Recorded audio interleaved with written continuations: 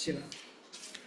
नमः शिवायेति शिवं प्रपद्ये शिवः प्रसीदेति शिवं प्रपद्ये शिवात् परं नेति शिवं प्रपद्ये शिवोऽहमस्मीति शिवं प्रपद्ये திருச்சதகம் ஆனந்த அதீதம் ஆனந்தாதீதம் 91வது பாட்டு. மாறிலாத மாக்கருணை வெள்ளமே வந்து முந்தி நின் மலர்கொள் தாள் இணை வேறு இலாப்பதம் பரிசு பெற்ற நின் மெய்மை அன்பர் உன் மெய்மை மேவினார். ஈறு இல்லாதன்னு படிக்குமா? ஈறு இல்லாத ஈறு ஈறு இல்லா இல்லாத ஈறு இல்லாத நீ எளியையாகி வந்து ஒளிசை மானுடம் ஆகி ஒளிசை மானுடம் ஆக நோக்கியும் கீறில்லாத நெஞ்சு உடையன் ஆகினேன். கடையன் கடையன் நாகினேனா ஆகினேனா? கடையன் கடையன் நாயினேன் நாயினேன் நாய் சொல்றாரு அந்த நாய். கடையன் நாகினேன் பட்ட கீழ்மையே. இந்த ஆனந்தாதீதம் அப்படிங்கிறது நிர்குண பிரம்மத்தையே நன்றாக தெரிந்து கொண்ட பிறகு ஏற்படக்கூடிய ஒரு உலகியல் ஆனந்தத்திற்கு அதீதமான ஒரு நிலை அப்படின்னு நாம புரிஞ்சுக்கணும். சுவாமி எப்படி இருக்கார் அப்படின்னா அந்த அதீதமான ஆனந்த நிலையில தான் அவர் எப்பவுமே இருக்கு. இந்த உலகியல் ஆனந்தம் அப்படிங்கிறது ஷார்ட் ஸ்பேனுக்கு தான் இருக்கும் அப்படின்னு நம்ம படிக்கிறோம், தெரிஞ்சுக்கிறோம். நம்மளுக்கே தெரியுது, உலகத்துல வாழறும் போதே நமக்கு தெரியுது அது நித்திய ஆனந்தம் இல்லை அப்படின்னு. அந்த நித்திய ஆனந்த ஸ்வரூபமா இருக்கக்கூடிய நிர்குண பிரம்மத்தை நான் நன்றாக புரிந்து கொண்டால்தான் நானும் அதே நித்திய ஆனந்த ஸ்வரூபமாகவே இருக்க முடியும் அப்படிங்கிறதுக்கான ஒரு கோரிக்கைகளாக இந்த 10 பாடல்கள் இருக்கு. இதுவரைக்கும் அவர் கேட்டுட்டு இருந்த விஷயம் எல்லாம் என்னன்னா, நான் புறத்திலேயே என்னுடைய மனசு போயின்னு இருக்கு, உன்கிட்ட வரல, எனக்கு உன்கிட்ட வர்றதுக்கான ஒரு அனுகிரகத்தை பண்ணு அப்படின்னே கேட்டுக்கொண்டிருக்கிறார். இங்கேயும் அதே விஷயங்கள் தான் பெரும்பாலும் சொல்லுவார். உன்கிட்ட வரணுங்கிறத இந்த இடத்துல நாம நிர்குண பிரம்மத்தை நான் நன்றாக புரிந்து கொள்ளணும். இந்த அதீதமான ஒரு ஆனந்தம் அப்படிங்கிறது தான் என்னுடைய ஸ்வரூப நிலை அப்படிங்கிறத நான் நன்னா புரிஞ்சுக்கணும். அதுக்கு எனக்கு நீ அனுகிரகம் பண்ணு அப்படின்னு தான் இங்க கேட்டு கோரிக்கைகளை வைக்க போறார் இந்த 10 பாடல்கள்லையுமே. மாறு இல்லாத மா கருணை வெள்ளமே, அது அட்ரஸ். அவருக்கு என்ன அட்ரஸ்? மாறு இல்லாதன்னா மாற்றமே இல்லாத. நேத்திக்கு ஒரு மாதிரி அனுகிரகம், நாளைக்கு ஒரு மாதிரி அனுகிரகம், பணம் இருந்தா அனுகிரகம், பணம் இல்லைன்னா அனுகிரகம், அப்படியான அனுகிரகம் பண்றவன் கிடையாது. எல்லா சமயங்கள்லயும் ஈவன் சொல்ல போனா ஒரு திருடன் சுவாமி முன்னாடி கை கூப்பி நின்னா கூட சுவாமி மூஞ்சியை திருப்பிக்கிறது கிடையாது. ஆனா அவர் அப்படியேதான் இருக்காரு. அவர் பாட்டுக்கு வேண்டுதல் வேண்டாமை இலான் அப்படின்னு சொல்றது அந்த மாறி இல்லாத, மாறி அமையாத, அது கருணைக்கான ஒரு லட்சணம். அவருக்கே என்ன லட்சணம் அப்படின்னா அவருக்கு மாற்றமே இல்லாத அக்ஷரஸ்வரூபமாக இருக்கிறார் அப்படின்னு நம்ம கீதையில பார்க்கிறோம். அக்ஷரம் தான் பிரம்மத்தினுடைய ஸ்வரூபம் அப்படின்னு பார்க்கிறோம். அக்ஷரம்னா என்ன அர்த்தம்னா மாற்றம் இல்லாதது. க்ஷரம்னா மாற்றம் இருக்குது. இந்த உலகத்துல இருக்கக்கூடிய அத்தனை விஷயங்கள் படைப்பு அனைத்தும் மாற்றத்திற்கு உட்பட்டது. அக்ஷரம்ங்கிறது மாற்றத்திற்கு உட்படாதது. அப்படிங்கிறதுனால அக்ஷர ஸ்வரூபமாக இருக்கக்கூடிய இறைவனே அப்படின்னு தத்துவார்த்தமான அதுக்கு அர்த்தம். இதுன்னு சொல்லுவோம் இல்லையா, சொல் அப்படின்னா அக்ஷரம், அது சொல்லுவோம். அந்த அக்ஷரம் அதாவது ஒரு ஒரு சொல்லுக்கு கான்டெக்ஸ்டுவலா நிறைய மீனிங்ஸ் இருக்கு. இந்த இடத்துல நம்ம அக்ஷரம் அக்ஷரம் அப்படின்னு கம்பேர் பண்ணும்பொழுது அக்ஷரம்னா மாறாதது, அக்ஷரம்னா மாறுவது அப்படின்னு அர்த்தம். அக்ஷரமாகிய அந்த இறைவனாக இருக்கக்கூடியவரே அக்ஷரம் பரமம் பிரம்ம அப்படின்னு கீதையில பார்க்கிறோம். நம்ம 8வது அத்தியாயத்துல சொல்றார் அக்ஷரம் பரமம் பிரம்ம அப்படின்னு. அதே பகவான் தான் அக்ஷரோஸ்மி அப்படின்னு சொல்றாரு. இதுல நம்ம சப்தானாம் அந்த இது சொல்லும் பொழுது, சொற்கள்ல சொல்லும் பொழுது நான் அக்ஷரமாக இருக்கிறேன் அப்படின்னு.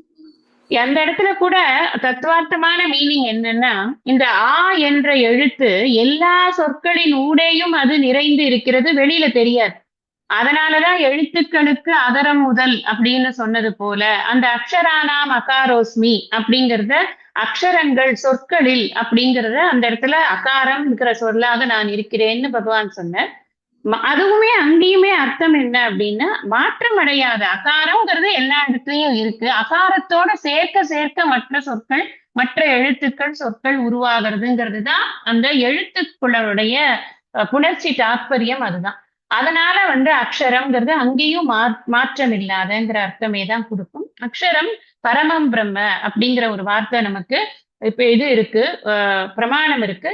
இங்கேயும் அக்ஷரம்ங்கிற வார்த்தை, இவர் அக்ஷரம்ங்கிறத குறிப்பிடுறது சான்ஸ்கிரிட் வேர்டையே எடுத்துக்கிறார். அவர் அர்த்தத்தை சொல்றதுக்கு நமக்கு சான்ஸ்கிரிட் வேர்டு தான் ஈஸியா இருக்கு. மாறிலாத அப்படின்னு சொன்னா நமக்கு இதெல்லாம் பிரமாணம் இருக்கிறதுனால அது அக்ஷரம் அப்படின்னு சொன்னா புரிஞ்சுடுறது டக்குன்னு. மாற்றம் இல்லாத தமிழ்ல சொல்லணும்னா கூட மாற்றம் இல்லாத, அவ்வளவுதான். ரொம்ப சிம்பிளா வச்சுக்கலாம். மாற்றம் இல்லாத எந்தெந்த ரீதியில மாற்றம் இல்லாத அப்படின்னா ஸ்வரூபத்திலே மாற்றம் இல்லாத, அவர் காட்டக்கூடிய கருணையிலும் மாற்றம் இல்லாத. மா கருணை வெள்ளமே, கொஞ்சமாலாம் காட்டுறது இல்ல, ஏதோ அல்பத்தனமாலாம் காட்டுறது கிடையாது. மா கருணை, மான பெரியன்னு அர்த்தம். மிகப்பெரிய கருணை கடலை வெள்ளமே அப்படின்னா அப்படியே கடல் அளவுக்கு அவருக்கு கருணை இருக்கு. பெரும் கருணை கடலே அப்படின்னு சொல்லலாம். வந்து முந்தி நின்மலர் கொள் தாழ் இணை வேறு இலா பதம் பரிசு பெற்ற நின் மெய்மை அன்பர். வந்து முந்தி நின் மலர்த்தாள் கொள் இணை, உன்னுடைய மலர் போன்ற பூ போன்ற மென்மையான உன்னுடைய இனிமையான திருவடிகளை யார் ஆசிரியிக்கிறார்களோ, முந்தி கொள் தாழ் இணை வேறு இல்லாத பதம் பரிசு பெற்ற. வேறு இல்லாத அப்படின்னா இந்த தாள்கள் எதை குறிக்கின்றன அப்படின்னு சொன்னா அந்த ஏகத்துவத்தை குறிக்கின்றது. அந்த அபேதமாக இருக்கக்கூடிய பூரண பிரம்மஸ்வரூபத்தை தான் அந்த தாள்கள் குறிக்கிறது. அறுதி உண்மை, வேதத்தினுடைய அறுதி உண்மை அதுதான். அந்த அறுதி உண்மையாக இருக்கக்கூடியதுதான் வேறு இல்லாத பதம். இன்னொன்னு கிடையாது. இந்த பிரம்மனுக்கு நிகராக சொல்றதுக்கு இன்னொன்னு கிடையாது. தனக்கு உவமை இல்லாதான்.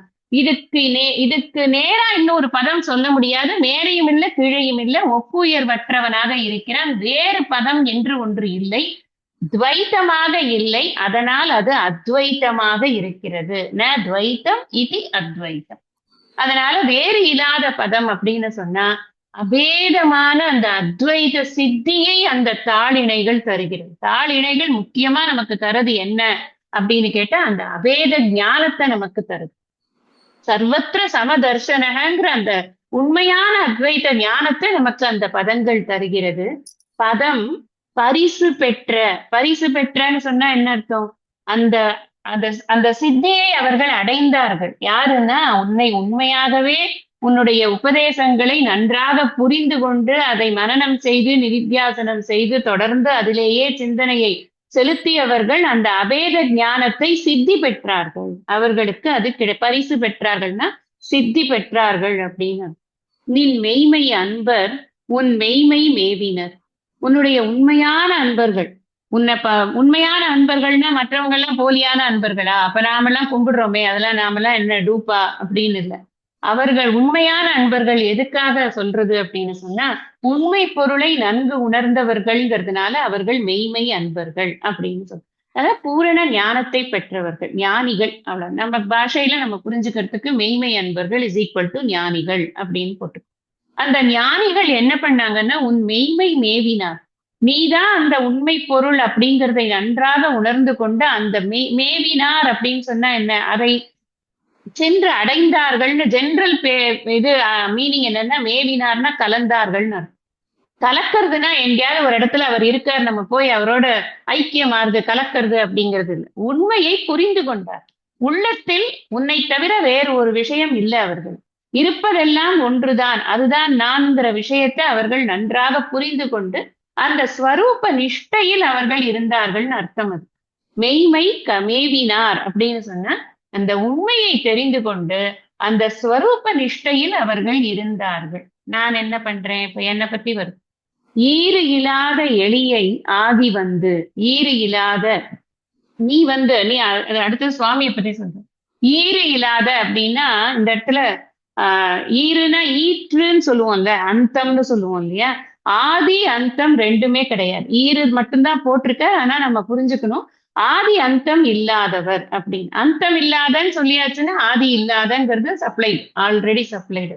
ஈறு இல்லாத நீ, அந்த ஈறு இல்லாத நீங்கிறது யாரை குறிக்கிறதுனா ஆதி அந்தம் இல்லாத நீ எளியையாகி வந்து ரொம்ப எளிய எளிய ஆஹ், ஒரு ஒரு தன்மையை கொண்டு என்கிட்ட நீ ஆதி அனாதி வஸ்துவாக இருக்கக்கூடிய, எப்போதும் இருந்து கொண்டு இருக்கக்கூடிய, இதுதான் காரணம்னு சொல்ல முடியாத, காரணத்திற்கெல்லாம் அதீதமான, நினைப்பதற்கு அதீதமான, சிந்தைக்கு அதீதமாக இருக்கக்கூடிய அந்த பரவஸ்துவா இருக்கக்கூடிய நீ என்ன பண்ற அப்படின்னா எளியையாகி வந்து, ரொம்ப கருணைப்பா உனக்கு, நான் வந்து ஒரு எளியவன் இங்க இருக்கேன், எனக்கு கருணை பண்ணணுங்கிறதுக்காக எளியையாகி வந்து ஒளிசை மானுடம் ஆக நோக்கியும், நீ வந்து ஏதோ ஒரு இதுல வந்து அப்படியே ஒரு ஒரு பிளாஷ்ல வந்துட்டு போல மானுடமாக நீ வந்து எளிமையாக வந்துன்னா நான் வந்து நான் உன்னை பார்க்கக்கூடிய அளவுக்கு எளிமையாக வந்து,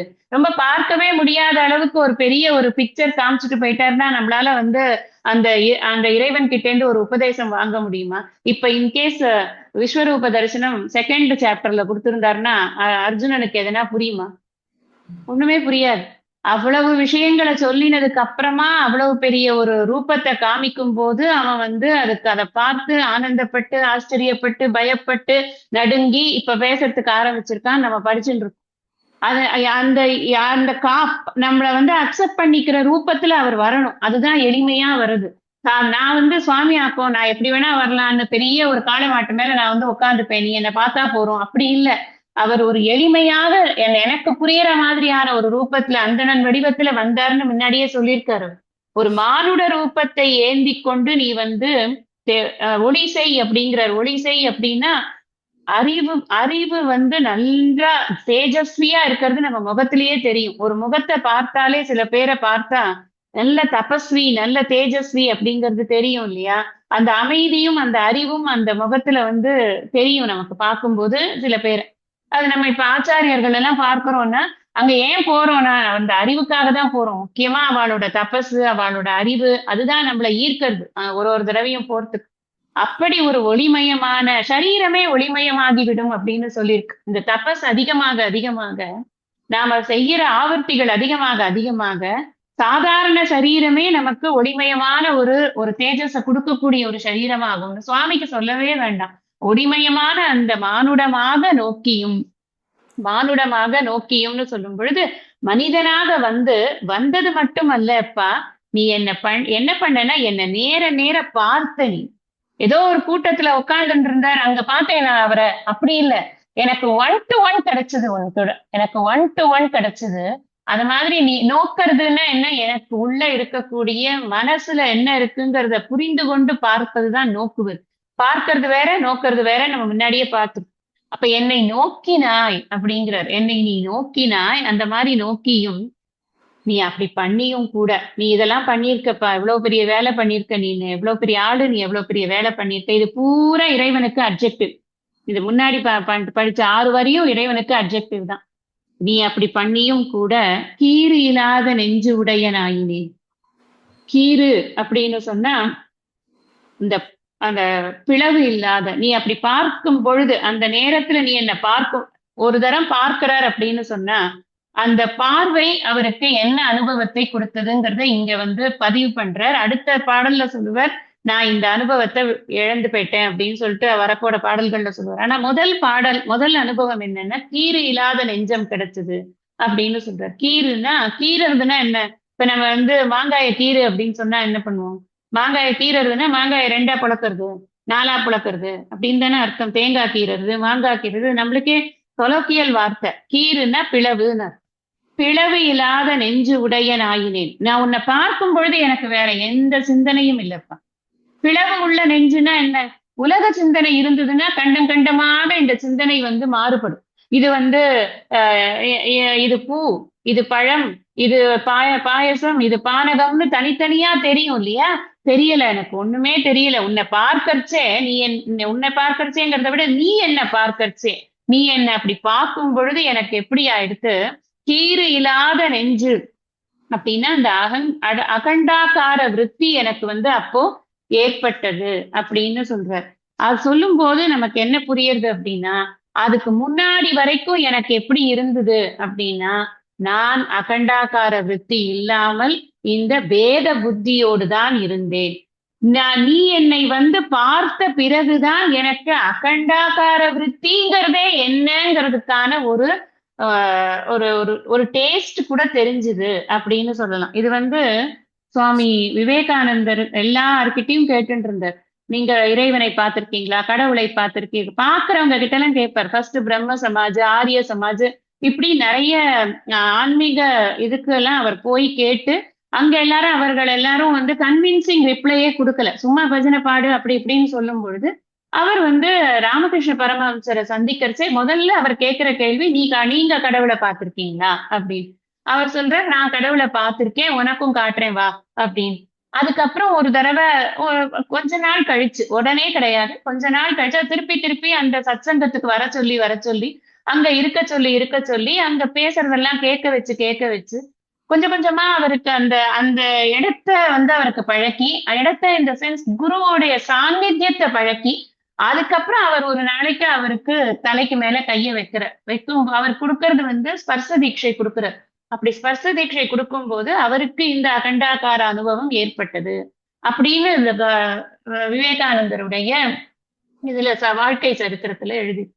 அப்படிங்கிற போது இது இறைவன் குருவாக அந்த நேரத்தில் எனக்கு அளித்த அந்த ஒரு அனுபவம் அப்படிங்கிறத இங்க பதிவு பண்றாரு.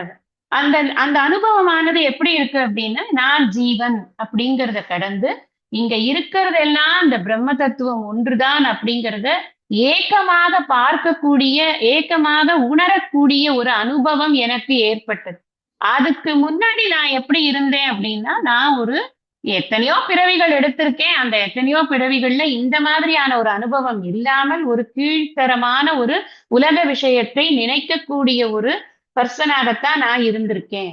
அதாவது நம்ம எப்ப இந்த சாஸ்திரத்துல இந்த விஷயத்தை பத்தி சொல்லும் பொழுது திரிபுட்டி அப்படின்னு சொல்லுவோம். திரிபுட்டி அப்படின்னா 3 விஷயங்கள் இருக்கும். எப்பவுமே ஒரு விஷயத்த நாம தெரிஞ்சுக்கிறச்சு திரிபுட்டி அப்படிங்கிறது இருக்கும். இந்த திரிபுட்டிங்கிறது என்னன்னா, ஞாதா, ஞானம், ஞேயம் அப்படின்னு 3 விஷயங்கள் இருக்கு. ஞாதாங்கிறது யாருன்னா அறியவர், அறியக்கூடியவர். நான் இப்ப படிக்கிறேன் அப்படின்னா நான் படிக்கிறவன், அதனால நான் ஞாதா. ஞானம்ங்கிறது படிக்கிற என்ன சப்ஜெக்டோ அது ஞானம்.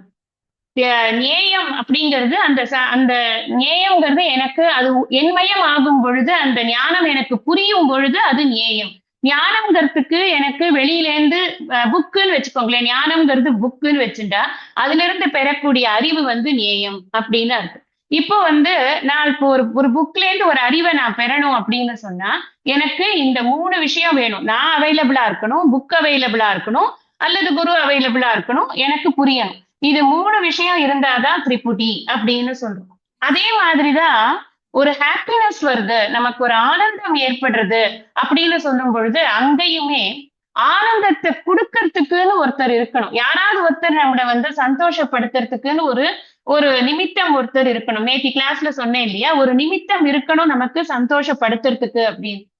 அதே மாதிரி ஆனந்தம், அந்த விஷயத்துல ஒரு ஆனந்தம்ங்கிற ஒரு இது இருக்கணும்.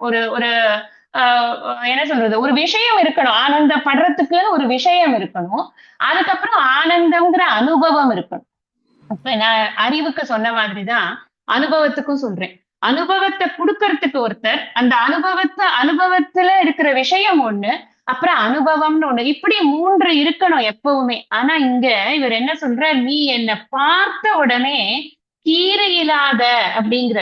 இந்த கீறுங்கிறது எதை குறிக்கிறதுனா, இந்த திரிபுடியே எனக்கு போயிடுத்துப்பா, நானு நீனு அந்த அனுபவம்ங்கிற அந்த முப்பரிமாணமே எனக்கு போயிடுத்து. கம்ப்ளீட்டா ஐ லாஸ்ட் தட் இது விஷன். நான் இருக்கிறதெல்லாம் ஒன்னா பார்க்க ஆரம்பிச்சுட்டேன். எப்போன்னா நீ என்னை பார்க்கும் பொழுது, அது நீ என்னை பார்க்கும் பொழுது, நீ என்னை நோக்கும் பொழுது எனக்கு அந்த உன்னுடைய கண்களால் கொடுத்த அந்த சக்ஷு, இதுக்கு பேர் சக்ஷு தீட்சை அப்படின்னு பேர். நோக்கி அப்படின்னு சொல்றதுனால இதுக்கு பேர் சக்ஷு தீட்சை. பொதுவா தீட்சைகள் அது நயன தீட்சை இஸ் another word. நயன தீட்சை is another word. Same thing as சக்ஷு தீட்சை.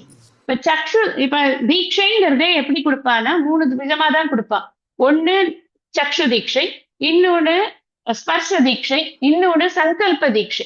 இப்ப சங்கல்ப தீட்சைங்கிறச்சே அவ இப்ப நமக்கெல்லாம் இப்ப பெரியவாள்லாம் ஒரு உபதேசம் பண்ணணும்னு நினைக்கிறா அப்படின்னா, உமன் அப்படின்னா அவள்கிட்ட போய் அவ நயன தீட்சை கொடுக்கலாம், இந்த ஸ்பர்ஷ தீட்சை கொடுக்கவே முடியாது. ஏன்னா அவ அந்த விரதத்துல இருப்பா இல்லையா, அதனால கொடுக்க முடியாது. ஆனா சங்கல்ப தீட்சை யாருக்கு வேணா கொடுக்கணும்.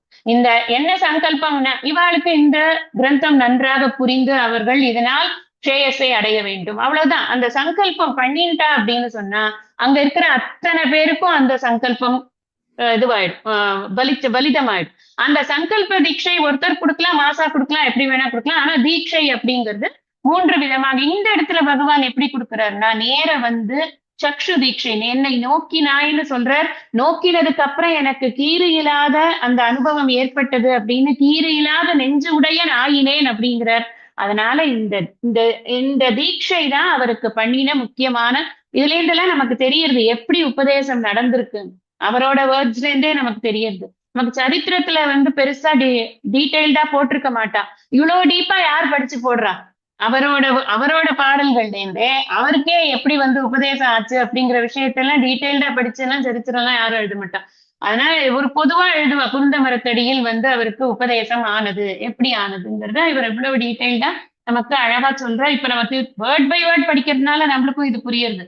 பாராயணமா படிச்சுட்டே போனா நமக்கும் இது புரியாது, அவ்வளவுதான். ஆனா நமக்கு இந்த டீப்பா படிக்கிறதுனால நம்மளுக்கு இந்த சில விஷயங்களை நம்ம சிந்திக்க கூட முடியறது. அதனால இது நமக்கு ஒரு நல்ல எக்ஸ்பீரியன்ஸா இருக்கு இதை படிக்கிறது அப்படின்னு. அதனால இந்த இந்த அகண்ட போதமானது எனக்கு கிடைத்தது அப்படின்னு சொல்றாரு. அடுத்தது பாக்கலாம். நயன தீட்சை இப்ப வாக் தீட்சைன்னு சொல்லிக்கலாம் இல்லையா? அந்த சங்கல்ப தீட்சைங்கிறதா வாக் தீட்சையா? இல்ல, சங்கல்ப தீட்சைங்கிறது மனசால நினைக்கிறது. வாக் தீட்சைங்கிறது உபதேசம் பண்ணிட்டு இருக்கிற. இப்ப நீங்க ஒரு டெக்ஸ்ட் ஒரு கிளாஸ் எடுக்கிறா அப்படிங்கறது அதுவே வாக் தீட்சை தான். ஆனா வாக் தீட்சைங்கிறத விட இந்த 3 தீட்சை தான் முக்கியமா சொல்லப்படுறது. மை இலங்கு நல் கண்ணிபங்கனே என்னை பணி கொண்ட பின் மழக்கை இலங்கு பொன்கிண்ணம் என்று அலால் அரியை என்று உன்னை கருதுகின்றேன். மெய் இலங்கு வெண்ணீற்று மேனியாய் மெய்மை அன்பர் உன் மெய்மை மேவினார்.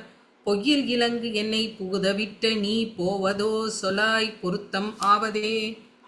முதல்ல அவர் டிக்ளேர் பண்ணினார், எனக்கு இவ்வளவு பெரிய விஷயம் கிடைச்சது அப்படி. ஆனா இதுல நமக்கு என்ன புரிஞ்சுக்கணும் அப்படின்னா, அப்படி கிடைச்ச உடனே அதுவே நின்று இருக்கும்னு அர்த்தம் கிடையாது. அதுதான் நான் சொல்றேன் எப்பவுமே எல்லா கிளாஸ்லயுமே, experience is always short lived. What he has undergone is an experience. அந்த எக்ஸ்பீரியன்ஸ் எப்பவுமே நிக்காது. அந்த எக்ஸ்பீரியன்ஸ் எப்பவுமே நிக்கிறதுக்கு எது வேணும்னா அறிவு தான் வேணும். அந்த அறிவுல நிலை நிற்கணும். அதுக்குதான் சாஸ்திரத்துல சிரவணம், மனனம், நிதித்தியாசனம்னு 3 ஸ்டேஜ் ஏன் சொல்றான்னா, கேட்கறச்சே நல்லா புரிஞ்சிடும். அப்புறமா உட்காந்து டுவெல் பண்ணும்போது நிறைய டவுட்ஸ் வரும், அப்ப திருப்பி படிக்கணும். அதுக்கப்புறமா அது மனசுக்கு நல்ல ஆழ் மனசுக்கு போய் உரமாகறதுக்கு இன்னும் நிறைய நேரம் மனசு அதுலயே செலுத்தணும். அப்படி செலுத்துறதுதான் இங்க பிரச்சனையா இருக்கு. இவருக்கு என்ன பிரச்சனை அப்படின்னு நம்ம பார்த்தோம் அப்படின்னு சொன்னா, விஷயம் புரியாம இல்ல, நல்லா புரியுறது, ஆனா விஷயத்துல நிக்க முடியல. அந்த அந்த இந்த உலக விஷயாக்கார புத்தி போயிட்டு இருக்கு. அதனால இப்ப அடுத்தது இப்பல இருந்து அவர் ரிக்வெஸ்ட் பண்ண ஆரம்பிப்பார். என்ன சொல்றார்? மை இலங்கு நல் கண்ணி பங்கனி, மையிட்ட நல்ல அழகான கண்களை உடைய அம்பாளை பத்தி சொல்றார். அந்த அவ ஒரு பாகத்தில் வைத்திருக்கக்கூடிய என்னை பணி கொண்ட பின், நீ என்ன சிஷ்யனாக நீ இது ஏற்றுக்கொண்டாய் இல்லையா, என்னை அடியாவனாக ஏற்றுக்கொண்டாய் இல்லையா, அதற்கு பிறகு மழக்கை இலங்கு பொன் கிண்ணம் என்று அதால். மழக்கை இலங்கு அப்படின்னா ஒரு மழைனா இந்த இடத்துல மழலை அப்படின்னு அர்த்தம், குழந்தை அப்படின்னு அர்த்தம். மழக்கை அப்படின்னா குழந்தை ஒரு கையில பொன் கிண்ணம் என்று அலால். கை இலங்குன்னா அங்க இருக்கக்கூடிய ஒரு குழந்தை கிட்ட தங்கத்துல ஒரு கிண்ணத்தை கொடுத்தா என்ன பண்ணும்? அதுக்கு அதனுடைய இது தெரியுமா, மதிப்பு தெரியுமா? அது ஒரு கிண்ணமா வச்சு டப்புன்னு நச்சு நசுக்கி விளையாடு. குழந்தை கிட்ட போய் ஒரு கிண்ணத்தை கொடுத்தா, நம்ம இப்ப வெள்ளி கிண்ணம்லாம் வாங்குவோம் குழந்தைக்கு பால் சாதம் ஊட்டணும்னு. ஒரு நாள் அதை அதுகிட்ட கொடுக்க மாட்டோம். அதுல கலப்போம், குடுப்போம், டப்புன்னு அலம்பி கொண்டு போய் பத்திரமா வச்சிடுவோம். ஏன்னா அது என்ன பண்ணும்? அதுக்கு தெரியாது பாவம். அதுக்கு அது ஒரு பொருள் தானே, போட்டு டொப்பு டொப்புன்னு அடிச்சு நசுங்கி அடுத்த நாள் அந்த கிண்ணம் யூஸ்லெஸ்ஸா போயிடும். அந்த வேலையை அதுக்கு நன்னா பண்ணும். அதனால அது ஒரு உதாரணமா சொல்ற. எல்லாரும் மழக்கை சொல்லுவாங்க குரங்கு கையில பூமாலை. குரங்கு கையில கொழுத்த பூமாலை அப்படின்னு. அது மாதிரி இவர் இந்த உதாரணம் யூஸ் பண்றார். கை இழந்து பொன் கிண்ணம் என்று அதான் அரியை என்று உனை கருதுகின்றேன். நான் என்ன பண்ணேன் அப்படின்னா, குழந்தை குழந்தை எப்படி வந்து ஒரு பொன் கிண்ணத்தினுடைய அருமை தெரியாம இருக்கோ, அது மாதிரி உன்னுடைய அருமை தெரியாம இருந்துட்டேன்ப்பா நான். நீ என்ன பார்த்த, எனக்கு அந்த அகண்டாகார விருத்தி வந்தது. அது ஏதோ ரொம்ப ஒரு பியூட்டிஃபுல் எக்ஸ்பீரியன்ஸா இருந்தது. ஆனா அதை நான் வந்து அறிவுபூர்வமாக அதை டெவலப் பண்ணிக்கிறதுக்கு விட்டுட்டேன். ஏன்னா நான் எனக்கு அதனுடைய அருமை தெரியும். உன்னோட அருமை எனக்கு தெரியல. உன்னோட அருமை எனக்கு தெரிஞ்சிருந்தா நான் இன்னும் கொஞ்சம் டீப் டைவ் பண்ணிருப்பேன் உன்னோட விஷயத்துல. ஆனா பண்ணல நான். அதனால இப்ப என்ன சொல்றாரு அப்போ, அரியை என்று உன்னை அரியை என்று உன்னை கருதுகின்றேன் அப்படின்னு சொன்னா, இந்த இடத்துல கருதுகின்றேன்னு போடுற, அரியை என்று அப்படின்னு போடுற. ஆக்சுவலா என்ன அதை நம்ம புரிஞ்சுக்கணும் அப்படின்னு சொன்னா, உன்னை வந்து ரொம்ப எளிய ஒரு சாதாரண விஷயமாக எடுத்துக்கொண்டு உன்னை நான் இருந்து விட்டேன். உன்னோட அருமையை நான் தெரிந்து கொள்ளவில்லை அப்படின்னு போடணும். அத மெய்யிலங்கு வெண் நீற்று மேனியாய் அவர் எப்படி இருக்கார் அப்படின்னு சொன்னா, மெய்ப்பொருளே ஒரு வடிவம் எடுத்து வந்து, மெய் இலங்கு அப்படின்னு சொன்னா மெய்ப்பொருளே ஒரு வடிவம் எடுத்து வந்து திருநீறு பூசிக்கொண்டு நீ வந்து நிற்கிறாய் நீற்று மேனியாய். மெய்மை அன்பர் உன் மெய்மை மேவினார். போன இதுல சொன்னார் இல்லையா, அதே அர்த்தம் தான். போன இதுல என்ன சொன்னார், உன்னுடைய உண்மையான அன்பர்கள், மெய்மை அன்பர் உன் மெய்மை மேவினார். சேம் வேர்ட் இங்கேயும் போடுறாரு, அதே வார்த்தையை யூஸ் பண்றார். இந்த உண்மை பொருளை புரிந்து கொண்டவர்கள் அந்த உண்மை பொருளையே நிலைத்திருந்தார்கள். உன்னுடைய உண்மைத்தன்மையை புரிந்து கொண்டு அந்த உண்மை பொருளிலேயே நிலைத்திருந்தார்கள். அந்த உண்மை பொருள் என்னங்கிறதான் எனக்கு நீ நோக்கி காட்டினாய் அப்படின்னு சொல்லிட்டாரு. அந்த அகண்டாகார விருத்தியில் அவர்கள் எல்லாம் இருந்தார்கள். பொய்யில் அங்கு என்னை புகுத விட்டு நீ போவதோ சொல்லாய் பொருத்தமாவதே. பழிய தூக்கி அவர் மேல போட்டாச்சு. இப்போ நீ வந்து என்ன இந்த உலக விஷயத்துல ஈடுபடுத்தி என் மேல பராமுகமாக நீ அப்படி ஓரமா என்னை விட்டுட்டு போயிட்டியே, இது நியாயமா? ஒரே ஒரு தடவை பார்த்துட்டு போயிட்டியே, டெய்லி ஒரு தடவை வந்து பார்த்துட்டு கூடாதா? எனக்கு சில பேர் சொல்லுவா, நீங்க வந்து எனக்கு அடிக்கடி எனக்கு வந்து சொல்லிட்டே இருங்கோ, இந்த மாதிரி இதை படிச்சியா இதை பண்ணியான்னு கேளுங்கோ அப்படின்னு.